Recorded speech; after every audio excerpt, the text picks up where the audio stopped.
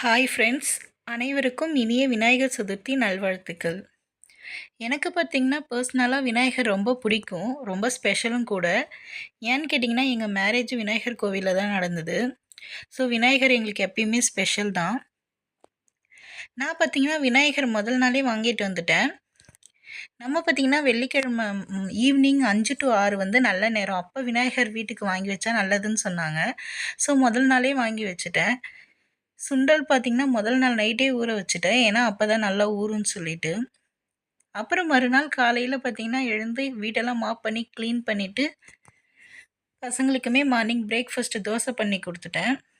அதுக்கப்புறம் பார்த்தீங்கன்னா பொங்கல் தான் வச்சுருந்தேன், சக்கரை பொங்கல். நம்ம சுண்டல் நைட்டே ஊற வச்சதுனால நல்லா ஊறிடுச்சு. அதையுமே குக்கரில் 4 விசில் வச்சு வேக வச்சுட்டு கடுகு, காஞ்ச மிளகா, கருவேப்பிலை போட்டு தாளிச்சிட்டேன்.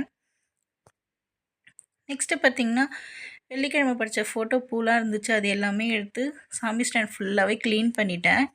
க்ளீன் பண்ணி வேறு பூ வச்சு சாமியுமே ரெடி பண்ணிட்டேன். நெக்ஸ்ட்டு பார்த்திங்கன்னா விநாயகர் தான் டெக்கரேஷன் பண்ணலான்னு சொல்லிட்டு ஸ்டார்ட் பண்ணியிருந்தேன். விநாயகர் பார்த்திங்கன்னா மணப்பலகையில் கூட வைக்கலாம். நான் சரி சாமி தட்டில் வைக்கலாமேன்னு சொல்லிட்டு தாம்பூல தட்டில் வச்சா நல்லாயிருக்குமேன்னு சொல்லிட்டு அதில் வெத்தலை வச்சு டெக்கரேட் பண்ணி வச்சுருந்தேன். வெத்தலை வச்சு அதில் மஞ்சள் குங்குமம் வச்சு விநாயகர் நடுவில் வச்சுருந்தேன். பார்க்கவே ரொம்ப நல்லா இருந்தது, க்யூட்டாக. அப்புறம் பார்த்திங்கன்னா விநாயகருக்கு பொட்டெல்லாம் வச்சு கொடை வச்சு மாலை போட்டு டெக்கரேட் பண்ணி சாமி ஸ்டாண்ட்லேயுமே எடுத்து வச்சுட்டேன். அதுக்குள்ளே பார்த்திங்கன்னா என்னுடைய பசங்களுமே குளிச்சுட்டு ரெடி ஆகிட்டாங்க விநாயகர் சதுர்த்தி படைக்கலான்னு சொல்லிட்டு. விநாயகர் வந்தது அவங்களுக்கு செம ஹாப்பி. பார்த்து போய் கதவை திறந்து பார்த்துட்டே இருந்தாங்க, சாமி கதவை திறந்து. கலர் ரொம்ப அழகாக இருக்குதுன்னு சொல்லிட்டு.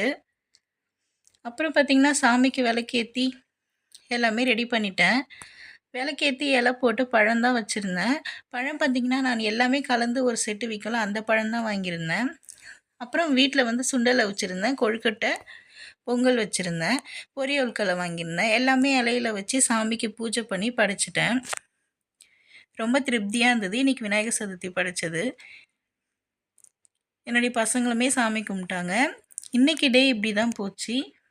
நீங்கள் எல்லாம் எப்படி விநாயகர் சதுர்த்தி செலிப்ரேட் பண்ணிங்கன்னு சொல்லிவிட்டு கமெண்ட் பண்ணுங்கள். நாளைக்கு வேறு விலாகில் பார்க்கலாம். பாய். லைக் பண்ணுங்கள், சப்ஸ்கிரைப் பண்ணுங்கள்.